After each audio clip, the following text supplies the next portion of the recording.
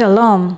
Tukisoma katika Yohana sura ya 3 mstari wa 26 na 27, neno linasema, wakamwendea Yohana wakamwambia, Rabi, yeye aliyekuwa pamoja nawe ng'ambo ya Yordani, yeye uliyemshuhudia, tazama, huyo anabatiza na watu wote wanamwendea.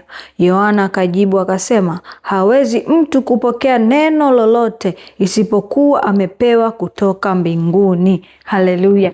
Leo tunaangalia kwamba neno linasema hawezi mtu kupokea neno lolote isipokuwa amepewa kutoka mbinguni.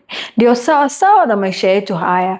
Hauwezi kupokea uzao, nyumba, magari, hauwezi kupokea afya, hauwezi kupokea biashara au chochote kile ambacho kipo kwenye akili zako, kwenye mipango yako, isipokuwa umepewa kutoka mbinguni. Hivyo neno hili linatufundisha kwamba haina maana kushindana na watu, haina maana kupigana na watu, kwa sababu labda mtu fulani amefanikiwa kwenye biashara, basi na wewe unaona biashara yako haiendi. Kumbe pengine Mungu hajakufungulia wewe hiyo biashara.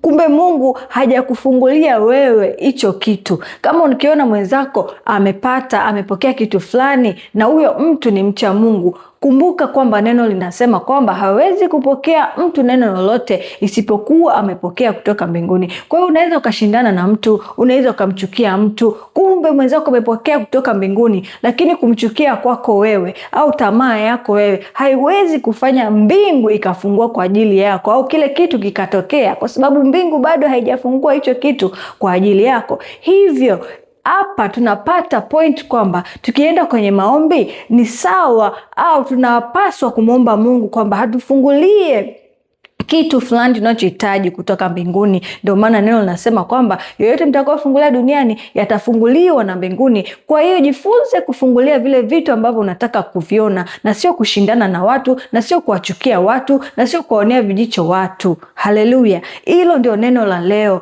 Neno linasema kwamba hawezi kupokea mtu neno lolote isipokuwa amepewa kutoka mbinguni. Kwa hiyo huwezi kupokea chochote kama Mungu hajaruhusu wewe ukipate. Haijalishi utafanya nini, utachukia watu, hautapata. Hivyo tumia funguo hii ya neno la Mungu ili nawe ufanikiwe.